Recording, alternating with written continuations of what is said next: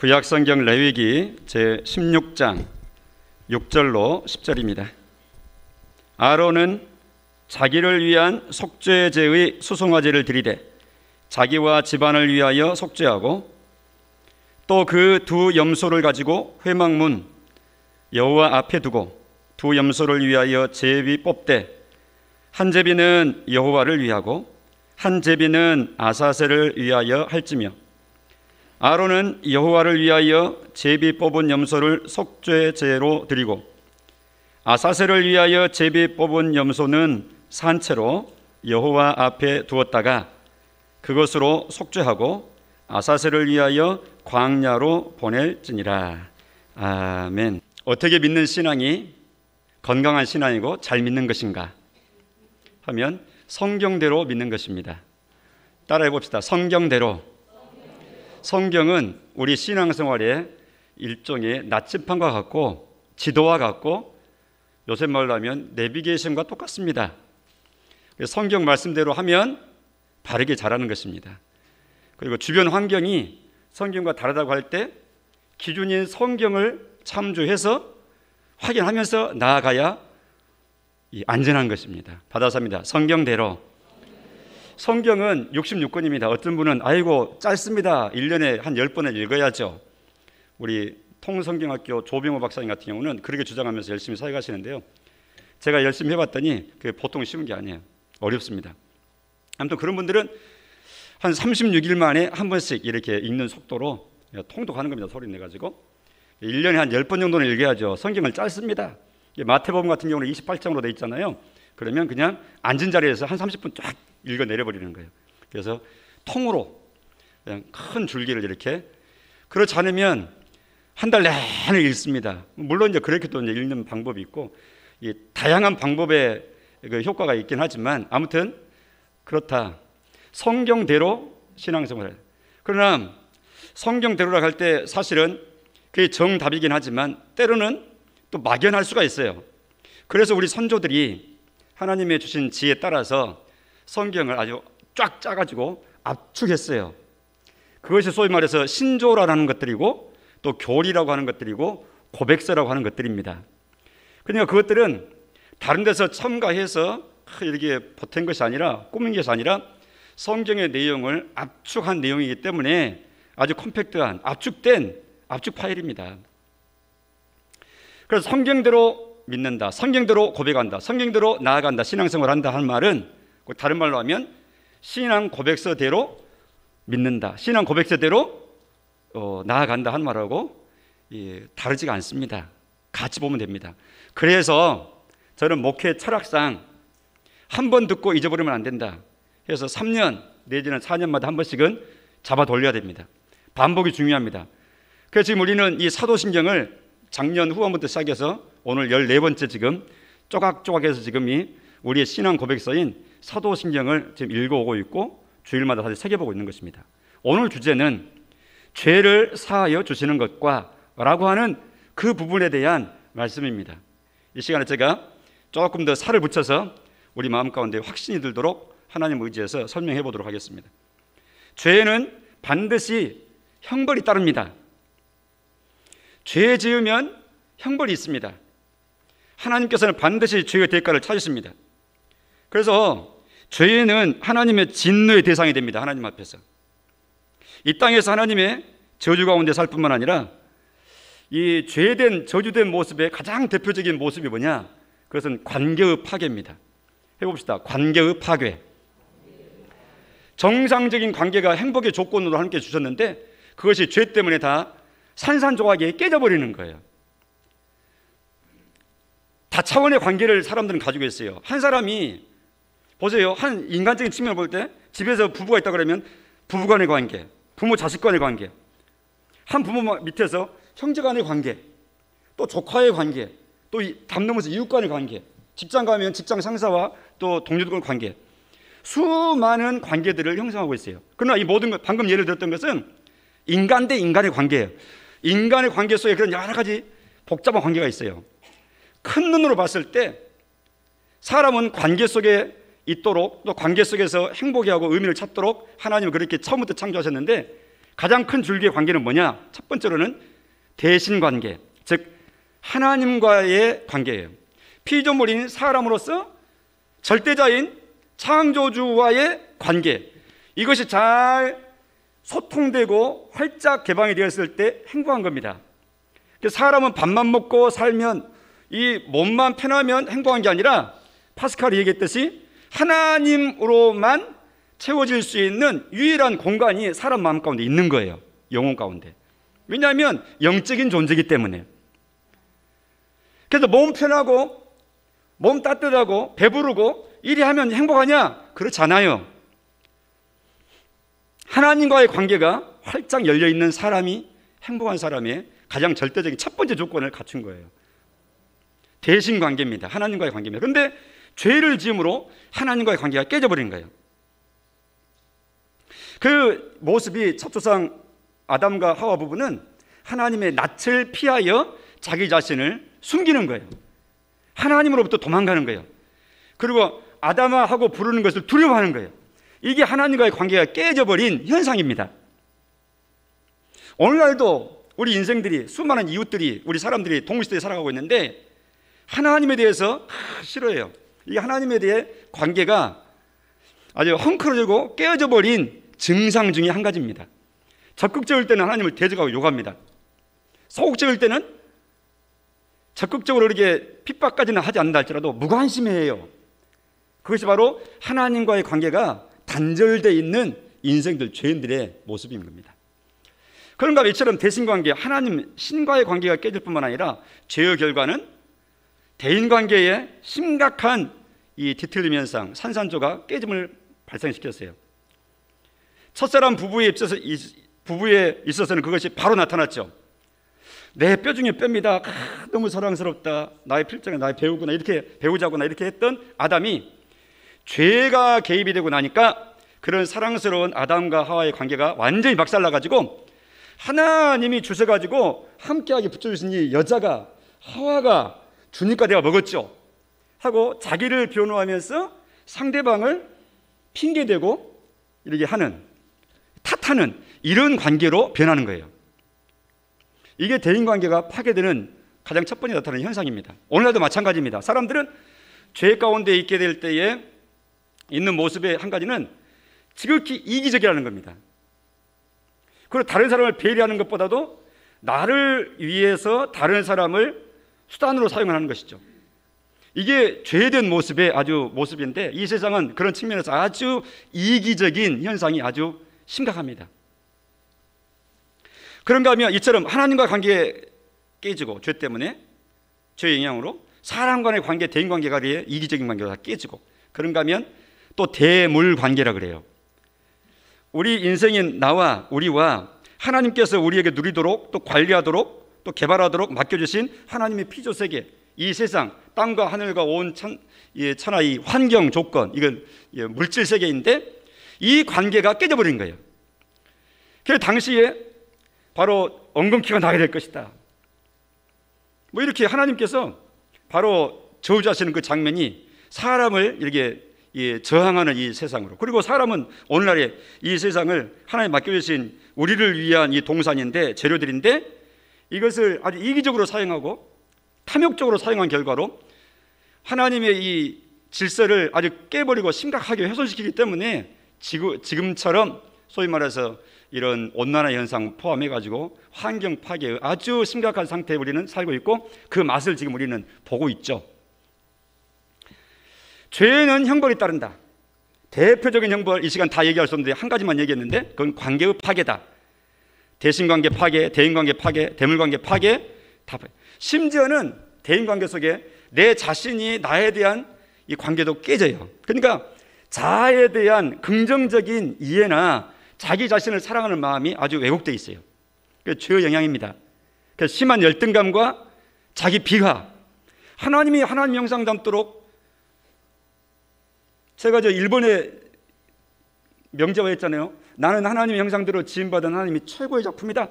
하나님이 자기 형상보다 하나님 형상대로 우리를 창조하신 그런 하나님의 최고의 작품인데, 그리고 하나님이 만들어 놓으시고 보기에 심히 좋았더라고 작품된 사람에 대해서 만족스러워 하셨는데 최고의 작가이신 제조자이신 지혜자이신 하나님 자신을 닮게 만드실 뿐만 아니라 만들어 놓으시고 아쉽다 하지 않고 만족스러운 작품을 만드셨는데 그럼 부족한 게 뭐가 있어요? 최고 중에 최고 작품이죠. 피카소가 작품 만들어 놓으면 피카소가 만들었대 해가지고 그 사람 유명세 때문에 값이 경매장에서 비싸진다고요. 우리는 그 정도가 아니라 하나님이 만드신 작품, 할렐루야. 우리는 그런 존재예요. 그런데 이런 데 대한 이해가 분명치 않게 될 때 이 세상에 사탄이 이 세상에 잠깐 동안의 여러 가지 조건들 가지고 우리를 스스로 이 제도록 또 평가받도록 또 평가하도록 하는 이런 세상에 우길상을 받아가지고 살아가다 보니까 하나님이 주신 그런 존귀한 모습은 다 희미해지고 잊어버리고 이 세상에 헛된 기준 가지고 다른 사람을 볼 뿐만 아니라 또 내 자신을 그렇게 판단 만드는데 익숙해가지고 돈 많으니까 부자구나, 돈 적으니까 나는 불쌍하구나, 뭐 이런 식으로. 이게 얼마나 세상적인 반성경적인 반하나님적인 가치 기준인지를 우리가 빨리 깨버려야 돼요. 그 영향을 전혀 안 받을 수는 없지만 그런 세상적인 영향에 대해서 우리가 계속해서 영적인 싸움을 해야 될 대상으로 알고 회복을 해야 되는 거예요. 그래서 죄의 영향 중에 한 가지는 자기 자신에 대한 가치에 대해서 아주 비하시키는 거예요. 이처럼 죄에는 형벌이 있다. 그런데 하나님께서 이 모든 죄에 대한 결과까지 해결하는 해결책을 하나님께서 준비하셨다. 스스로 해결할 수 없고 죄 문제 스스로 벗어날 수 없는 인생들의 그런 비참상을 하나님께서는 대신 해결해 주셨다. 다윗 첫 조상 가정의 예를 우리가 들어보면 쉽게 볼 수 있습니다. 부끄러움을 가리고 자기의 부끄러움을 가리고 하기 위해서 그들은 무화과나무 잎을 가지고 치마를 했다 그랬어요. 그런데 그게 얼마나 갑니까? 무화과나무 잎이 몇 달 갑니까? 기능이 그렇지 못하죠. 그래서 하나님께서는 그들을 위해서 피를 흘리셨어요. 한 짐승을 생명을 희생 치르셨어요. 그리고 그들에게 가죽 옷을 지어 입히셨어요. 그 창세기의 모습입니다. 생명을 희생시키시고 피를 흘리게 하고 그 대신에 그 짐승의 가죽을 가지고 무화과나무 너희들 수단 그런 방법이 아니야, 내가 준비한 방법이라 돼 해가지고 가죽옷을 지어 입혀주신 것으로 이후에 하나님께서 하실 구속사역을 미리 예표적으로 복선을 깔고 보여주신 거예요. 성경을 예수 중심으로 하나님이 주신 의도대로 잘 봐야 보이죠. 그런 것들이 하나님께서 죄 문제에 대한 해결책을 가실 뿐만 아니라 그것을 펼치셔서 인생에게 선물로 주신 겁니다. 그래서 우리 사람들은 어떻게 해서 죄 문제를 해결받는가, 또 해결할 수 있는가, 이게 인생 최대의 인간의 문제거든요. 그러나 인생이 취하는 모든 방법은 아담의 무화과나무 잎의 그런 모습처럼, 아담이 취했던 무화과나무 잎의 방법처럼 근본적이지 못하고 오래가지 못하고 결국 한계를 드리는 겁니다. 하나님이 내신 방법, 적용받는 것이 죄 문제를 해결받는 유일한 길이라고 하나님께서 우리에게 설명해 주고 계십니다. 그래서 창세기 3장 21절에 다시 확인해 보면 여호와 하나님이 아담과 그의 아내를 위하여 가죽옷을 지어 입히시니라. 이것이 하나님의 방법이었고 하나님이 내신 대속적인 죽음, 동원하신 겁니다. 이것이 바로 이제 율법 시대에 들어와서는 구체적으로 더 구체화됐는데 그것이 짐승의 생명을 희생시키고 짐승의 피를 흘리게 하고 그 짐승이 대신 피 흘리고 희생됨으로 내 대신 희생됨으로 나의 죄가 대신 그 짐승으로 대신하도록 값을 치러서 죄 문제를 해결받는 것으로 이렇게 계산되도록 하나님께서 방법을 우리에게 제시했던 거예요. 구약시대의 방법입니다. 그걸 일컬어서 대신 죽는다, 대신 값을 치르고 죽는다, 그래서 대속적 죽음이라 이렇게 말합니다. 해봅니다. 대속적 죽음. 대신 값을 치른단 말이 대속이란 말이에요. 짐승이 대신 값 치른 거예요. 이것은 예수님이 십자가에서 우리 죄를 대신해서 피 흘려 죽으시고 그 희생 덕분에 우리를 살리시게 될, 죄로부터 살리시게 될 이 예수님이 하실 큰 구원 사역의 예표로, 모형으로, 그림자로 구약시대에는 그처럼 제사 제도를 통해서 하도록 하나님께서 그 시대는 그렇게 가르치셨던 겁니다. 예수님은 우리의 죄를 위해서 죽으셨습니다. 미리 예언했던 이사야서의 예언처럼 예수님이 찔림은 이사야 53장 5절, 그 유명한 구절, 우리의 허물 때문이다. 예수님이 상함은 우리의 죄악 때문에 상하신 것이다. 6절에도 여호와께서는 우리 모두의 죄악을 예수님에게, 그에게 담당시키셨도다. 할렐루야. 예수님이 이 세상에 출현하시기 700년 전에 활동했던 구약의 이사야 선지자를 통해서 미리 예언하신 이 말씀을 예수님에게서 그대로 이루신 거예요. 오늘 본문입니다, 여러분. 오늘 본문 여러분 보십시오, 책을. 레위기서 16장 6절로 10절을 봤습니다. 이 일은, 레위기서 16장은 구약 이스라엘 백성들의 중요한 절기와 날짜들이 있는데 그 중에 아주 중요한 날짜가 바로 7월 10일입니다. 유대력, 유대인들 달력에 있어서의 7월 10일, 이날은 대속죄일이라 그럽니다. 받아서 봅시다. 대속죄일. 평상시에 이 하나님의 백성이 구약시대 말이죠, 돌아가 보면 일반 하나님의 백성이 내가 하나님 앞에 죄 용서를 받으려면 짐승을 가지고 와서 제사장에게 맡기고 내가 짐승 머리에 안수하고 나와 짐승을 동일시하고 짐승이 대신 죽음으로 내 죄를 대신했던 거예요. 그런데 1년 내내 백성들이 그렇게 해오는 중인데 7월 10일은 하나님이 날짜를 딱 정해주셨어요. 이날은 개인적으로는 다 그래 개인 플레이에서 그런 식으로 다 하나님 앞에 계산했지만 이날만큼은 전 민족적으로 단체로 하나님 앞에 전 민족이 죄를 용서받는 날이다 해서 대속죄일, 속죄받는 날이다, 이렇게 국가적인 날짜로 정해주신 거예요. 이때에 해야 될 일, 대제사장은 오늘 본문처럼 해라, 이렇게 말씀해 주신 걸 우리가 읽은 겁니다. 실제로 보면 염소 2마리를 구분합니다.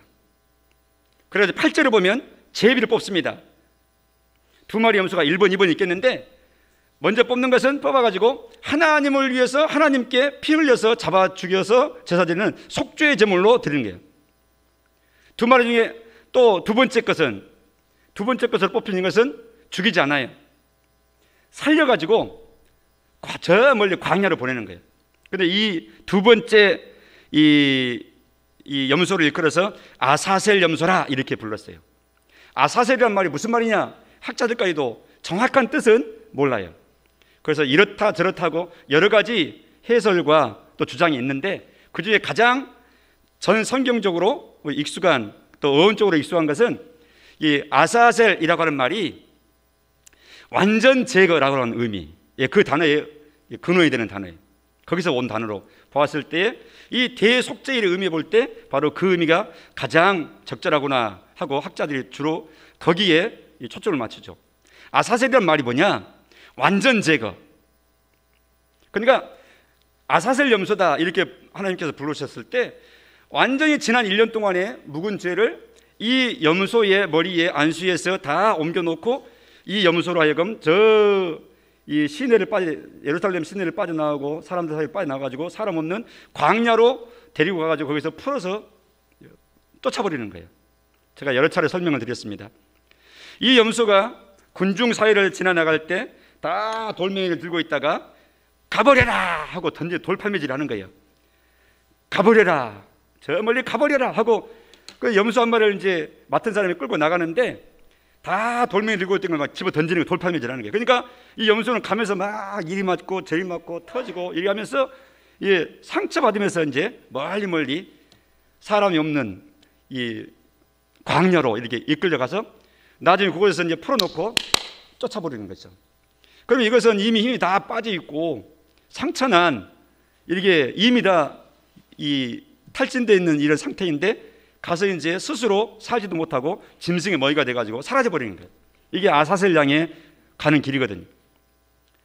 그것이 바로 이스라엘 백성으로부터 죄를 짊어지고 전가받은 이 아사셀 염소가 멀리 가서 다시는 돌아오지 못하는 것처럼 하나님께서 자기 백성의 죄를 멀리 그리고 영원히 옮겨버리시고 다시 기억지도 아니하시고 찾지도 아니하신다는 이런 예표로 그런 행동을 하게 하신 거예요. 세례 요한이 요단강에서 세례를 베푸실 때 예수님이 등장하셨습니다.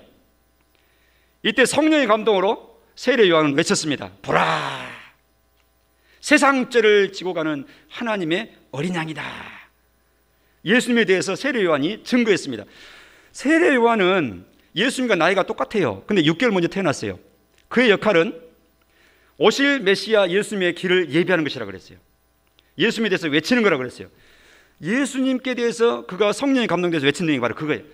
세상 죄를 짊어지고 가는 하나님의 어린 양이다. 그때 세상 죄를 짊어지고 가는 하나님의 어린 양이라는 그 말이 오늘 본문에 나와 있는 아사셀 염소를 염두에 두고 하는 말이에요.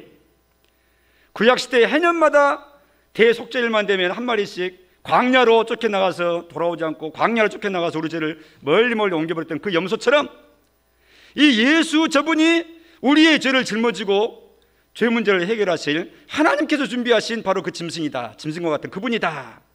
할렐루야. 예수님이 바로 그 실체로 오셨다 그 말이죠. 세례 요한은 그걸 증거를 했어요. 오늘 우리가 고백하는 죄를 사하여 주시는 것과 라고 할 때 죄 용서에 대한 확신이 분명해야 됩니다. 이단이라고 한국교회에서 규정받고 있는 구원파에서 박옥수 씨가 1년에 한두 번씩 여기저기에서 성경 세미나를 한다고 하면서 죄 사함의 비밀을 아십니까? 제목이 말이죠. 버스 측면에도 막 붙여가지고 죄 사함의 비밀. 참 제가 그 보면서 안타까운 것 중에 한 가지는 그 갔다 온 어떤 성도가 야 이제 내가 구원 받았네요. 거기 가서 보니까 내가 이제 구원 인제 받았습니다. 아니 평상시에 자기 교회 목사님들이 목이 터지라고 이렇게 외치고 또 반복해서 가르쳐 줄 때는 목사님들 늘 하는 말이니까 이렇게 하면서 아주 그냥 긴장감 없이 또 이 관심도 없이 이렇게 허투루 들어버리시고는 이단이 또 한 번만 가보자고 인정에 끌려가지고 저 사람 저렇게 내한테 열심히 하는데 내가 신세도 많이 졌고 한번 말 대답으로 한번 가주기는 해야지 해서 가가지고는 그렇게 하고 왔어요. 이제 나 구원이 확실하다고 죄사함이 분명하다고 이렇게 이상한 말을 해요. 저를 보세요. 다른 데 보면은 잠이 오고 딴 생각이 들어옵니다. 그래 하지 마시라고요. 한 말씀을 귀하게 받으십시오. 죄사함은 제가 선언합니다. 성경 근거에 선언합니다. 죄사함은 하나님의 약속을 믿음으로 받습니다. 다시요. 이 문장을 딱 마음 가운데 담아버리세요. 죄사함을 어떻게 받는가? 하나님의 약속을 믿음으로 받는다. 하나님 무슨 약속하셨는데 내 아들 예수의 피가 너희의 죄를 모든 죄를 깨끗게 할 것이다. 하나님의 약속입니다. 예수의 피가 죄 없는 예수의 흘린 그 피가 모든 인류의 죄를 다 깨끗이 한다. 너희 죄를 깨끗이 한다. 믿으면 의롭다함을 받는다. 죄 없다함을 받는다. 하나님의 약속입니다. 그 하나님의 약속을 믿음으로 죄 용서 받는다 그 말이죠. 무엇으로 받는다고요? 믿음으로. 그것을 믿어야 돼요. 마음 가운데 그렇습니까? 그러면 내가 받아들이죠. 이게 믿음이거든요. 마음으로 그걸 인정하고 하나님이 그렇다는 것을 그냥 수용하는 거예요. 수납하는 거예요. 받아들이는 거예요. 그리고 그걸 할 줄로 인정하는 거예요. 이게 믿음이에요. 하나님이 하신 약속을 믿는 거예요. 죄사함에 대한 약속. 그 뭐냐? 예수 믿으면 죄 용서 받는다는 하나님의 선언을 약속으로 받아서 그대로 인정하고 믿는 거. 그러면 죄 용서 받는 거예요. 하나님 믿으십니까? 죄 용서 받으셨습니까? 같은 말입니다. 사람들은 아주 감정적이어서요. 그러면 그렇게 죄 용서 받고 나면은 얼굴이 막 혈색이 돌든지 마음 가운데 성령께서 나타나가지고 막 내 마음을 막 심장을 막 방망이질 하든지 뭐 현상이 좀 있어야 되는데 아무 증거도 없는데 그냥 그렇게 말로만 하면 되는 건가? 이게 우리 사람들이에요. 제발 믿으세요. 말씀대로 믿으세요. 말씀대로. 죄사함은 어떻게 받는가? 하나님의 약속을 믿음으로 받는다. 믿음으로 받는다는 말은 반대는 행위로 받는다의 반대예요. 사람들이 죄 용서 받고 하나님께 인정받기 위해서 하는 행동들의 가장 보편적인 것이 뭐냐? 선행을 많이 하는 거예요. 소위 말해서 적선, 한자로 적선, 싸울 적자, 선할 선자, 선한 행위를 많이 쌓는 거예요. 그래서 우리 조상들도 적선지가 이렇게 했어요. 선을 많이 쌓는 집안은 흥할 것이요, 이렇게. 그게 일반적인 생각이에요. 복음 밖에서도. 착하게 살면 복 받겠지, 이렇게. 착하게 사는 것을 무시하라는 말 절대 아니에요. 거꾸로 듣지 마세요. 그러나 그것이 착하게 사는 것이 옆 사람한테 행복하고 참 의미 있는 일이고 우리가 권장해야 될 일이지만, 그것이 하나님 앞에서 착하게 살았다 그래서 그러면 착함의 정도가 이만큼 찼으니까 네 죄는 용서받는다는 절대 아니라는 것을 제가 말씀드리는 거예요. 죄 용서는 하나님께서 예수 믿으면 죄 용서 받는다, 모든 죄를 빨갛게 다 씻겨버리고 덮어버린다는 선언하신 하나님의 그 약속 선언을 그대로 인정하고 받아들이는 믿음으로 받는 거예요. 분명히 하셔야 돼요. 우리가 주일마다 신앙 고백할 때 죄를 사하여 주시는 것을 믿습니다 라고 고백할 때 믿음으로 예수님 때문에 내가 죄 용서 받았지 라고 마음 가운데 이미 정해놓고 그 고백을 하셔야 된다, 그 말입니다. 베드로전서 1장 18, 19절 같이 읽어보겠습니다. 베드로전서 1장 18, 19절 시작. 너희가 알거니와 너희 조상이 물려준 헛된 행실에서 대속함을 받은 것은 금이나 은이나 금같이 없어질 것으로 된 것이 아니요, 다음 절, 오직 흠 없고 점 없는 어린 양 같은 그리스도의 보배로운 피로 된 것이니라. 아멘. 저 화면에 나와 있는 19절 말씀이 그리스도의 보배로운 피, 십자가에서 흘리신 피를 두고 하는 말입니다. 그런데 그 그리스도 예수님의 언급을 할 때 흠 없고 점 없는 어린 양 같은 그리스도라 말했어요. 여러분, 흠 없고 점 없는 어린 양이 뭡니까? 구약시대에 제사를 하나님께 드릴 때에 제사장이 제물을, 짐승을 감별합니다. 이거는 제물로 결식사항이 있어서 안 되겠다, 퇴짜 맞는 거예요. 흠도 없어야 되고 점도 없어야 되고, 됐다, 이건 하나님께 드릴 만하다 하는 거 가지고 구약시대에 제사를 드리는 거예요. 그런데 예수님도 하나님 보실 때 흠도 없으시고 점도 없으시고 어떤 죄도 없으셔가지고 우리 대신 죽으시고 대속하시기에 충분할 자격이 있으신 바로 그 그리스도의 십자가에서 흘리신 보배로운 피, 그것으로 우리가 대속, 즉 대신 다 값을 치름을 받고 죄 용서를 받았다는 것입니다. 하나님의 선언입니다. 히브리서 7장 24절에 또 같이 읽어보겠습니다. 시작. 예수는 영원히 계심으로 그 제사장 직분도 갈리지 아니하느니라. 아멘. 이 말씀은 그런 말씀이에요.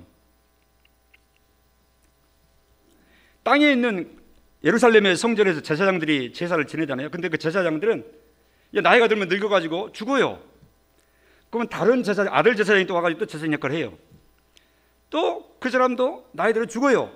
그럼 또 손자 제사장이 또 해요. 이렇게 대를 물려서 계속해서 이어달리기를 제사장들이 했어요, 구약시대는. 그래서 제사장들의 숫자가 많아요. 죽기 때문에. 그런데 방금 읽었던 저 말씀, 예수는 죽지 않으세요. 언제까지 계신다고요? 영원히 계세요. 그러니까 우리 예수님이 제사장 역할, 하나님 앞에서 나의 죄를 대신 담당하시, 덮어주시는 제사장 역할을 감당하시는데 영원히 계신 그분이기 때문에 영원히 제사장 역할을 하나님 앞에서 나를 위해서 해주시는 거예요. 그러니까 예수님 품 안에 예수 믿는다 하면은 영원히 의롭게 되는 거예요. 다시는 제사장 직분이 갈리지 않으시는 분이니까. 그 말씀 하시는 겁니다. 그래서 죄사함을 선언하시는 하나님의 약속을 믿어야 된다고 말씀드렸는데, 지금 우리가 수요일 저녁에 마침 레위기서를 읽어가고 강해 받고 있는데, 오늘 본문도 지금 레위기서의 내용이에요. 수요일 밤에 했던 여러분, 수요일 밤에 참석했던 여러분들 기억나십니까? 나는 예수를 믿음으로 모든 죄를 용서받았다. 그리고 죄를 용서받을 때 단번에 용서받았다. 그리고 완전히 용서받았다. 그리고 영원히 용서받았다. 속죄, 하나님께서 예수님을 통해서 죄 용서, 죄 사함을 주시는 그 죄 사함의 성격 특징이 그렇습니다. 제가 네 가지 특징을 얘기했어요. 여러분 꼭 기억하시라 그랬어요. 모든 죄를 용서받은 거예요. 과거, 현재, 미래 모든 죄를, 기억할 수 있는 거나 기억하지 못한 것까지 모든 죄를 단번에, 그리고 온전히, 완전히, 그리고 영원히. 여러분 십자가상에서 오른편 강도를 생각하시면 아마 쉽게 이해되실 수 있을 거예요. 그는 세상 법정에서도, 당시에 로마의 법정에서도 이런 놈은 죽여야 돼 해서 사형 선고를 받고 지금 사형 집행 받는 우편 강도였어요. 그런데 예수님께서 오늘 네가 나와 함께 낙원에 있게 될 것이다, 구원을 인정해 주셨죠. 그때 그가 용서받는 모습을 한번 보시면 방금 제가 강조했던 네 가지가 다 들어있어요. 단번에 용서받은 겁니다. 그 현장에서. 그리고 모든 죄를 용서받은 겁니다. 모든 죄를, 그가 지었던 모든 죄를 단번에, 그리고 완전히, 네 번째는 영원히. 그렇기 때문에 하나님이 예수님을 통해서 주시는 죄사함, 죄 용서라고 하는 것은 그런 성격이 다 이게 포함되어 있는 아주 복합적인 이런 선물이기 때문에 예수 믿으면 그래서 복된 거예요. 하나님께 정죄를 받지 않는 사람은 죄 씻음을 받는 자는 복이 있도다. 시편 기자의 고백이 거기 있는 겁니다. 이사야서 1장 18절에 이사야 선지자를 통해서 하나님께서 하시는 말씀입니다. 오라! 부르시는 거예요. 우리가 서로 변론하자, 셈해보자 그 말이죠. 또 말 섞어보자 그 말이죠. 얘기해보자 그 말이죠. 우리가 변론하자. 너희 죄가 주홍 같을지라도 눈같이 이어질 것이다. 주홍은 붉은 빛을 두고 하는 말입니다. 진홍같이 붉을지라도 양털같이 희게 될 것이다. 내 앞에 와라, 죄인된 너희들아 와라. 죄 용서는 하나님 앞에서 받는 겁니다. 하나님이 최종 선언자이시기 때문에. 이사야 43장 25절에도 나, 곧 나는, 하나님 하시는 말씀, 나를 위하여 너의 허물을 도말하는 자다. 하나님이 하나님 자신을 위해서 하나님 백성된 우리들의 죄를 도말해버리신대요. 도말이란 말이 무슨 뜻이라 그랬어요? 두꺼운 이 불투명 페인트로 더럽게 이 낙서되어 있는 이 하얀 벽을 다 칠해버리는 거예요. 이게 도말이에요. 도말. 2중 3중으로 막 이렇게 다 페인트를 두껍게 칠해버리기 때문에 그 더럽던 난잡한 낙서들, 더러운 낙서들, 욕설들 막 다 덮어버리는 거예요. 깨끗이 덮어버리는 거예요. 이게 도말하는 겁니다. 나는 곧 나를 위하여 네 허물을 도말하는 자다. 하나님이 하나님 자신의 영광을 위해서 우리의 더러운 죄를 다 덮어버린다는 거예요. 네 죄를 기억하지 아니하리라. 뭐 하지 아니하신다고요? 기억도 하지 아니한다고요. 우리 시편 103편의 내용은 같이 읽으십시다. 12절 시작. 동이 서에서 먼 것 같이 우리의 죄가를 우리에게서 멀리 옮기셨으며, 13절 아버지가 자식을 긍휼히 여김같이 여호와께서는 자기를 경외하는 자를 긍휼히 여기시나니. 할렐루야. 아빠가 자기 자식을 불쌍히 여긴 것처럼 하나님이 우리를 그렇게 불쌍히 여기신다는 거예요. 또 어린애 같은 질문을 좀 해보면서 마감을 합시다. 여러분, 우리 학교 성도 여러분, 하나님이 거짓말 하실까요? 되지도 않는 질문을 하니까 너무 어이가 없잖아요. 하나님이 거짓말 하실까요? 근데 한번 진지하게 생각해 봐야 돼요. 내가 안 믿을 때는 하나님을, 그 말 내신 하나님이 그 믿을 말 하지도 않는데 그런 말 하시네 하는, 그렇게 대우해 드리는 격이거든요. 나의 믿음 없음이, 나의 믿음 약함이 하나님을 그렇게 소위 말해서 취급해 버려요. 그렇게 처리해 버려요. 하나님을 거짓말 하시는, 또 신실하지 못하는 그런 하나님으로. 하나님은 신실하십니다. 정직하시고 성실하십니다. 그리고 완전 완벽 지혜로우십니다. 말을 내놓으시고 아이고 이거 잘못했네, 걷어들여야 되겠네, 이런 실수 하나님은 없으십니다. 하나님 말씀하셨습니다. 하나님은 사람이 아니시니, 인생이 아니시니, 시건치 아니하시고 인자가 아니시니 실수가 없으실 때 어찌 그 하신 말씀을 실행치 아니하시고 하신 말씀을 행하지 아니하시겠느냐. 하나님은 인생이 아니라는 거예요. 오늘 죄를 사하여 주신 것을 믿습니다 라는 이 고백이 얼마나 중요한지 우리의 구원이 여기에 달려있는 것이었습니다. 하나님 주신 은혜를 깊이 생각하면서 단번에 모든 죄를 완전히 영원히 사해 주신 그 하나님의 죄 용서에 대한 선언을 확실히 믿으시고 모든 죄로부터 노임을 받는 하나님과의 참평가 이루어지길 바랍니다. 이 세상에는 두 종류 사람이 있습니다. 모두가 죄인입니다. 그런데 두 종류의 죄인입니다. 하나는 하나님 앞에 용서받은 죄인, 하나는 용서받지 못한 죄인입니다. 용서받은 죄인으로 하나님을 찬양하시기 바랍니다. 기도하겠습니다. 하나님, 말 되어진 것 이상으로 성령님께서 예배 중에 있는 우리 한 사람 한 사람 심령 가운데 하나님의 죄 용서의 은혜, 속죄함의 은총을 잘 느끼고 깨닫고 확신할 수 있도록 도와주시옵소서.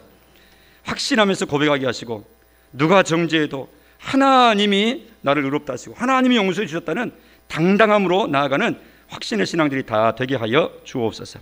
예수님 이름으로 기도합니다. 아멘.